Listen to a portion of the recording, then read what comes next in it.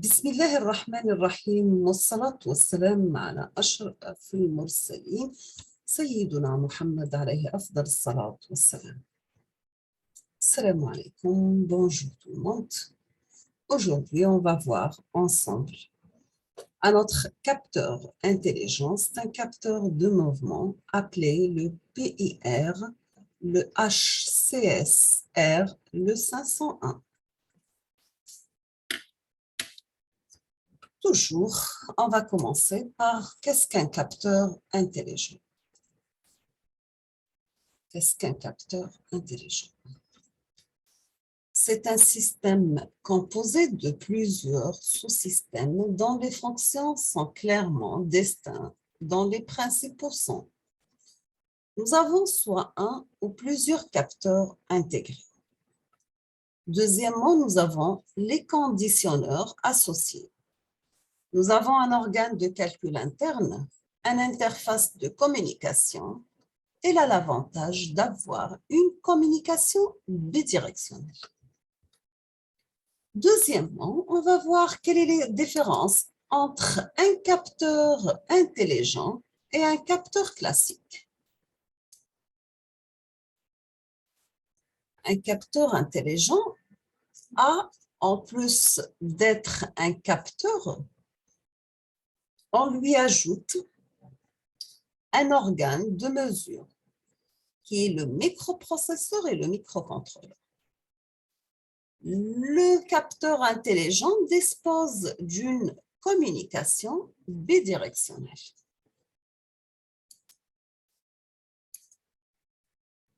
Voici le capteur de mouvement, le PIR HSC50.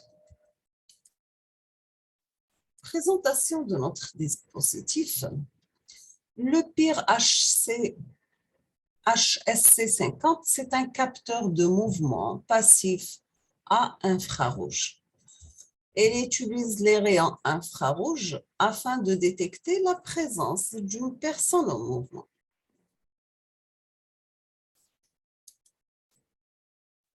Dans notre capteur, nous avons une broche pour la masse, une sortie entre 0 volts et à 5 volts, alimentation 5 volts, un régulateur de tension 5 volts, on va la passer à 3,3 volts, un circuit intégré, le BSS 301, avec redéclenchement, mode avec redéclenchement et mode sans redéclenchement. Nous avons réglage sensibilité de 3 à 7 mètres avec un délai de 3 secondes à 5 millisecondes.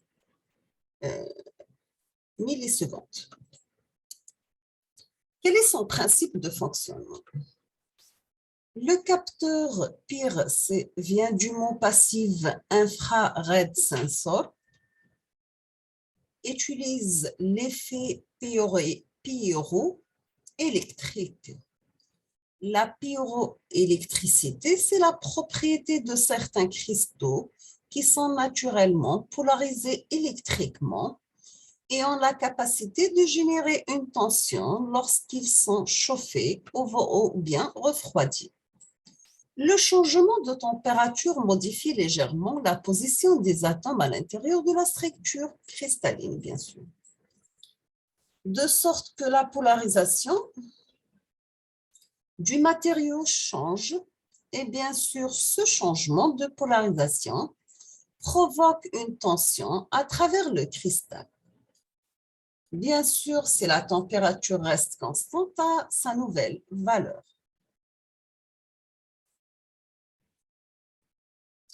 La tension pyroélectrique disparaît progressivement à cause du courant de fuite. Le capteur est dépassif car il n'y a pas de diode infrarouge pour éclairer la zone de détection. Donc, le capteur fonctionne de façon autonome. Donc, nous avons une patte 1 et 2 dans un plan horizontal, lentille de Fresnel, zone de détection, mouvement de la source de chaleur et on va récupérer à la fin notre signal de sortie. Donc, la sensibilité, Potentiomètre dans le sens horaire, diminuer la sensibilité, tourner à fond dans ce sens, à peu près à 3 minutes. Le délai, potentiomètre dans le sens horaire augmente le délai tourné à fond dans ce sens, à peu près 5 minutes.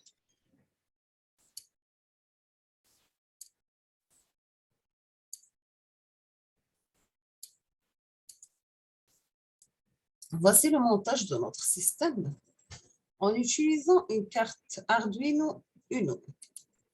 On passe maintenant au code. On va initialiser la pin de int capteur égale à 2, void setup, pin mode capteur input, définir la pin 2 comme une entrée, serial begin 9600, void loop, if digital read capteur égale height, le capteur détecte un mouvement, serial print, mouvement détecté, else, sinon le capteur ne détecte aucun mouvement, serial print, pas de mouvement détecté, le délai égale à 200. Quelle est l'utilisation? Bien sûr, pour sécurité des domiciles, pour éclairage automatique d'un jardin,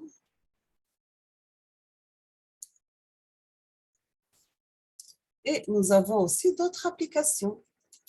Donc, je vous remercie pour votre attention pour cette première partie et on passe à la deuxième partie. Maintenant, on passe à notre capteur, ce qu'on appelle le HC SR501 PIR 500. Toujours avec module capteur intelligent. Donc, on va présenter aujourd'hui un capteur de mouvement ainsi qu'une simulation sur un capteur de mouvement des capteurs passifs infrarouges. Voici une chaîne d'informations. Nous avons une information logique, une information analogique qui peut être acquérir et mesurer l'information à l'aide des capteurs avec des capteurs après le port entrée pour traitement, interpréter l'information numérique pour décider, port de sortie, communiquer, envoyer les informations au récepteur. À la fin, on aura des informations pour l'utilisation et des ordres à exécuter. Les capteurs font partie de la chaîne d'information du système. La fonction principale est de transformer une grandeur physique en une grandeur électrique. On doit connaître le comportement du capteur afin d'apercevoir cette transformation en réalité. Voici le capteur HCSR 501 avec pyroélectrique sensor. Le PIR, c'est passive infrared. Le module consiste en réalité en capteur pyroélectrique qui génère de l'énergie.